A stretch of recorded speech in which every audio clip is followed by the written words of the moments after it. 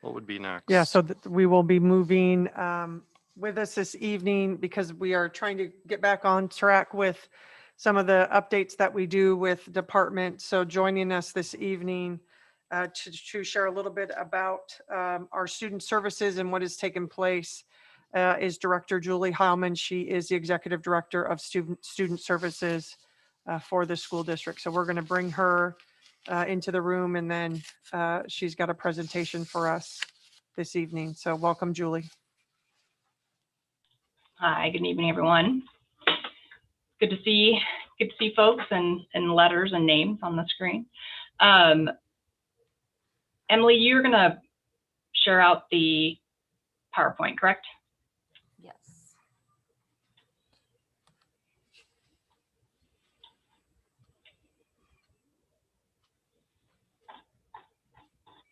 Perfect, thank you.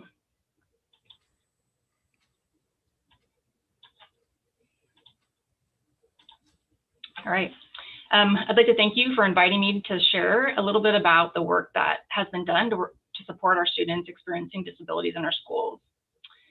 To start, I want to acknowledge that the pandemic created new challenges, frustrations, and concerns that students, families, school and district staff members, and the community had never experienced before. The perseverance, commitment, and dedication to our students has been a privilege to observe and be a part of. Next slide.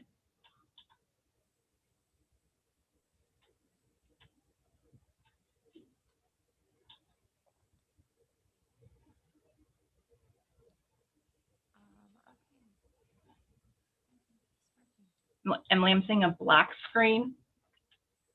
Yeah, me too. Just give us a second, Julie. We're Okay. having some technical difficulties right now. It's kind of a glitchy kind of computer night. I'm happy to continue with the information unless you prefer that I wait for the visuals. Just give us Or- 1 second, Julie, and then if we can't, then yes, I'm going to have you go forward, and then we will.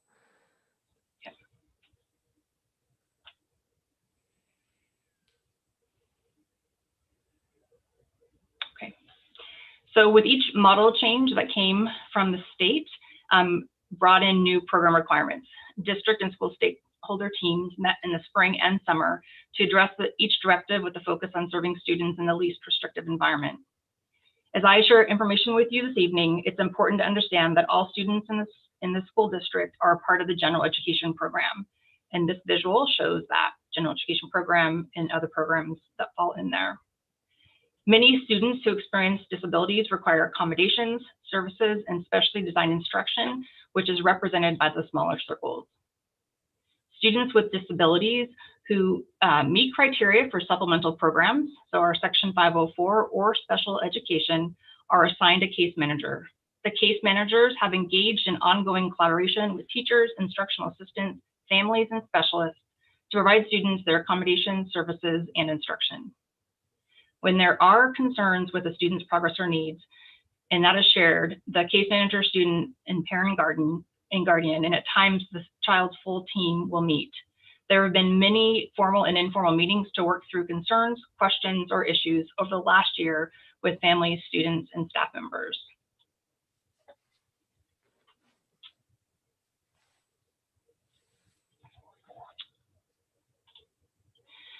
This visual provides highlights of the key changes to the instructional programming. I'm not going to review them. I just wanted to do a little pop-up visual. It's the same graphic that I think was shared during one of the previous meetings with the school board. The information in this slide is covering a lot of the content that has been covered with this winter from February or January, February through April 2021. And then you can go to the next slide. Emily? So 2020, March through June. So now we're going to travel back to last year when all of this happened. In response to the first two directives from the state, the case managers reviewed student plans and collaborated with general education teachers to identify concerns regarding the implementation of services and instruction. For students eligible for special education, case managers communicated with families to share their child's learning plan. For students eligible for Section 504 protection or who have a plan, case managers communicated with families to share recommended changes to accommodations when accommodations were identified. Challenges with communication were acknowledged, and attempts at finding what was going to work for each family and student was a priority in the schools. Next slide. Throughout the spring of 2020, our special education staff members, counselors, classified and licensed staff, and case managers met regularly.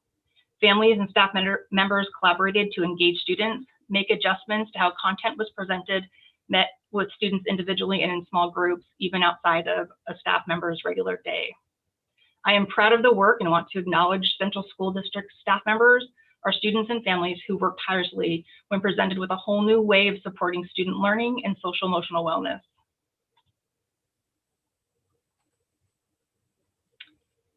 Throughout the summer, school and district staff and community stakeholders worked on ODE's blueprint that provided a guide path to support student safety and educational program options to return to school.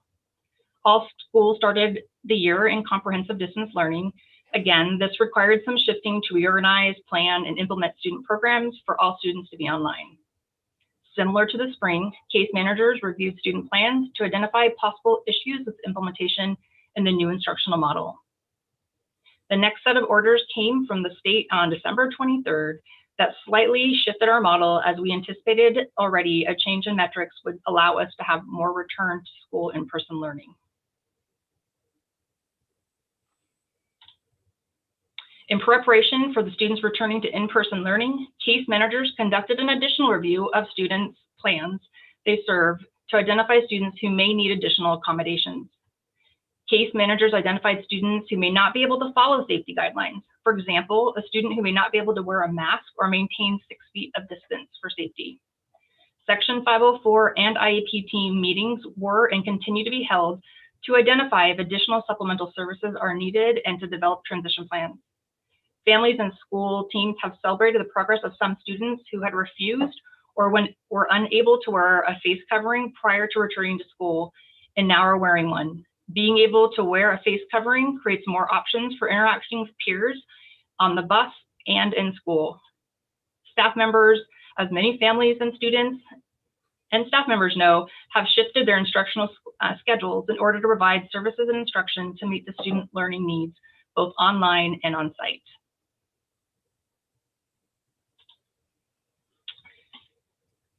I originally was going to share both some challenges and successes. I feel like we spend a lot of time on the challenges, and they're going to continue to occur, and we're going to continue to work through them.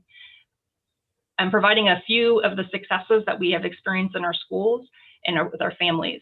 Our staff and our families have developed some amazing relationships as they work through some very challenging situations. We have staff, families, and community members that are practicing self-care better now than they ever did, and I hope that that continues. So we can continue to build some functional programming with our whole community. I'm trying to hit my timeline for you. The last slide is the school context and support. It's important to acknowledge that even though great effort has been made to communicate, partner, and collaborate, there are still questions, concerns, and needs that students, families, and staff members have now or will have in the future. When there are concerns, we want to make sure that people are connecting with a student's case manager. If a problem is not resolved through the case manager, that to then go to the school's assistant principal or principal. If that problem or issue is not resolved there, then they come to my office at the district for the Director of Student Services, where we can work together with the school in resolving issues.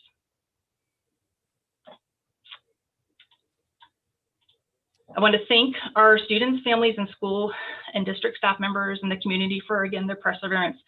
It has been an amazing year, and I need to just share the appreciation I have, and I have an extra word of appreciation for our special education and general education licensed and classified staff members who have advocated for their students and families. So thank you. Questions for Julie from the board? Julie, just a quick question, just for scale. How many caseworkers do we have in Central School District? I mean, plus or minus a couple. I'm just. We have about 22 special education and 8 Section 504 case managers. Thanks.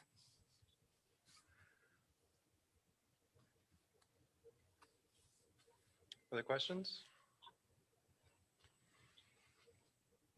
Sorry, Julie, I was trying to find my unmute button. Hey, I hear you on that one.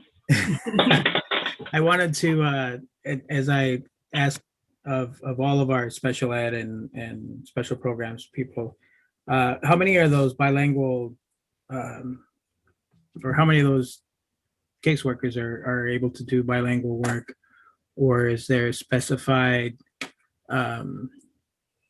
IA or translators for them? And I mean, how many bilingual do we have that require that? So I can't tell you how many bilingual teachers or classified staff we have working with specifically in the special education department. But when we have a student who requires language support, we work with our English language development specialists in the building or at the district to identify what language supports are needed. So it's not necessarily a special ed person that is doing language support, but it could be through our emergent bilingual programming. Okay, and so the follow-up to that would be, would you think that it would be in our best interest to have someone that's trained in special ed to be bilingual in that field, rather than just have someone like myself say, hey, I need to know how to ask this? Yeah, absolutely. And if you look at our applications that we've had for several years, we have as a preference or asset to be bilingual in either Spanish or American Sign Language, as those are our 2 populations that we have that require support pretty consistently. And we do recruit and try to bring in folks who are Spanish speakers. Within our special ed programming, we do have one of our speech language assistants who does a lot of support in supporting communication development for our students in building some Spanish to help bridge into English. And that is a critical component, and that is a required skill for somebody to be in that position, because it's not about having somebody interpret in that therapy. So are you saying in our district, is it a matter of just not being able to afford someone like that, or if there's just a small pool of those particular applicants? It's not about affording, it's about if people that are available to come and be a part of our applicant pools, or that want to come into the district. So that's not so we do recruit, and we try to bring in a diverse population of staff to help support all of our students, but currently we do not have. And if there's a hidden jewel there that I'm not aware of, I would love to know that. Sure. Yeah. And I would add to that, Vidal, that we continue to partner with Western Oregon and the Bilingual Scholar Program. We continue to use our students, and then even students from other school districts, again, McMinnville, Salem Kaiser, that whether they're helping us within our buildings or even in summer school, we are trying to continue to build that connection, as well as even if our, if there are staff members that are classified that may want to go down that pathway of becoming an educator and are already bilingual, of trying to continue to develop those pathways, either for aspiring staff members or current staff members that may have, another pathway that they are interested in. Again, potentially positions with students experiencing disabilities, or even a general education teacher. So that is a huge part of our equity and some of the next steps we are going to be taking as we continue to help diversify our staff. Yeah, that's awesome. That's good to know. Thanks, Jen. And thank you so much, Julie. Yeah, thank you. Thank you, Julie.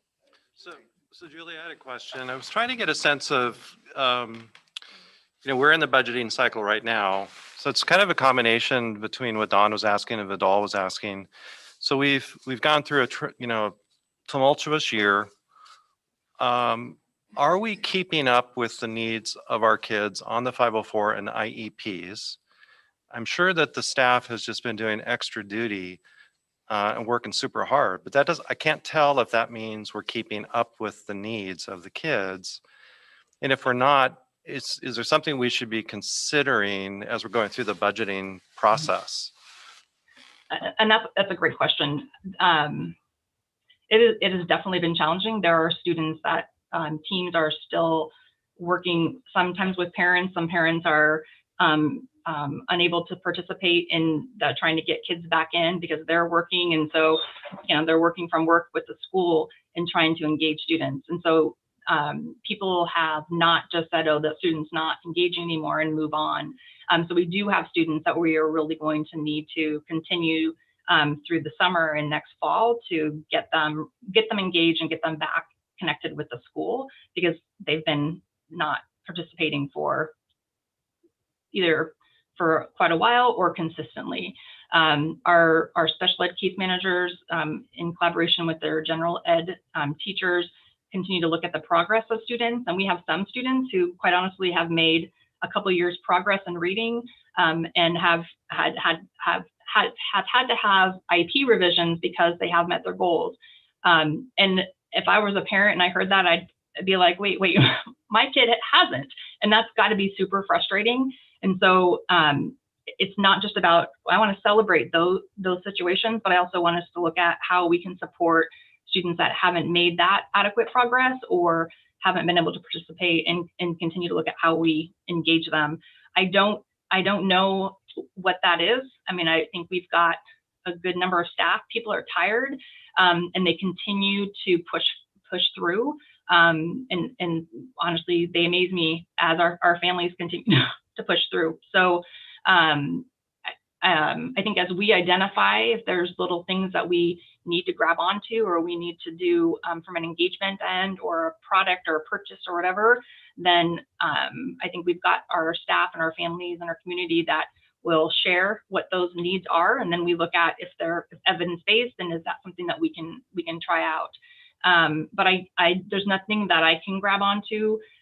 We have staff that are covering students, and we've done home visits, phone calls, emails, trying to do live online, and are still stuck. And I think the biggest concern, what I hear from staff, is they just don't want to lose that. They don't want to lose the student. They don't want the student to feel like they've been forgotten, even though there's not that contact. And so we really need our families and our students to share what their needs are, because when we try to assume what may be needed, or we approach things the way we think it might be helpful, to know when something isn't helpful or if something else would be actually the ticket to making that change. And there's a process, and again, Julie, tonight I didn't want her to talk through process, but there are processes to do that with families. To add to the budget conversation, we have been and will continue to be in conversations with our principals. We are seeing a couple of additions that we're looking at for FTE specific to special education. We have had, again, for this past year, even supports on the classified side that are supportive of our students experiencing disabilities. And so those are posted, and we're continuing to recruit our, again, staff to be part of our team.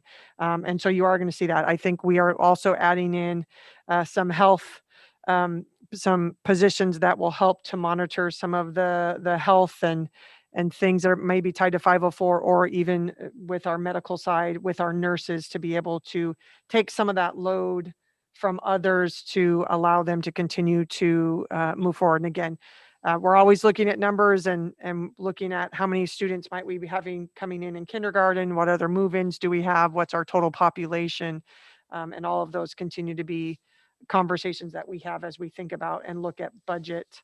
And again, I want to be clear. I mean, even when we talk about budget, we're not only talking about general fund, but Julie has IDEA funding, which is specific for students experiencing disabilities. And again, trying to make sure that we are being able to support students and moving in that direction. So you are going to see, as we get more into this, ads in some of those areas because of the needs that we're seeing at our schools.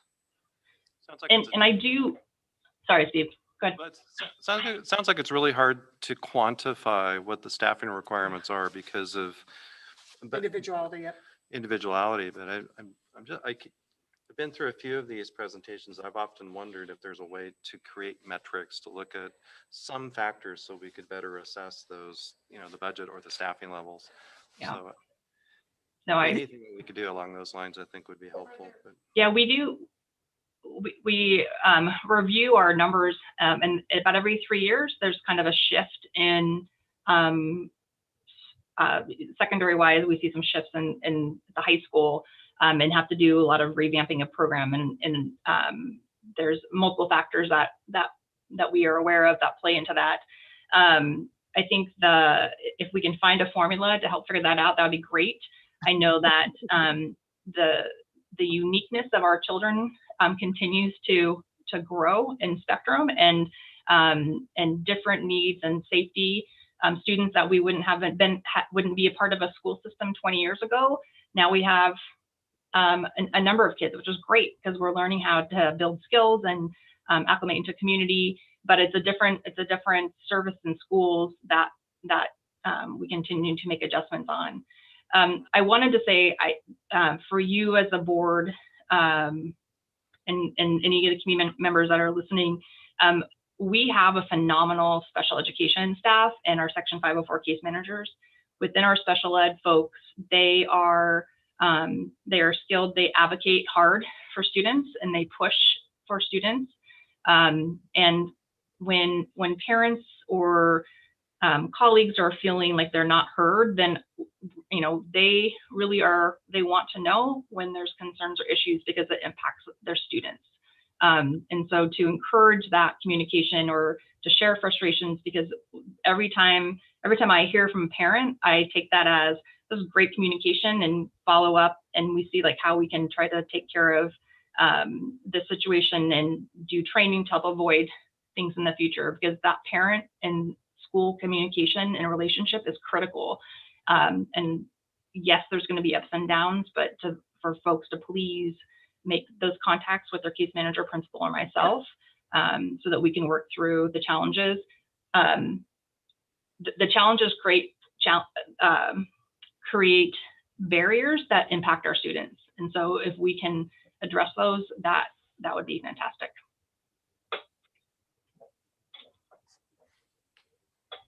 okay, thanks, Julie. All right, thank you. That brings us to our financial report. We have Jill.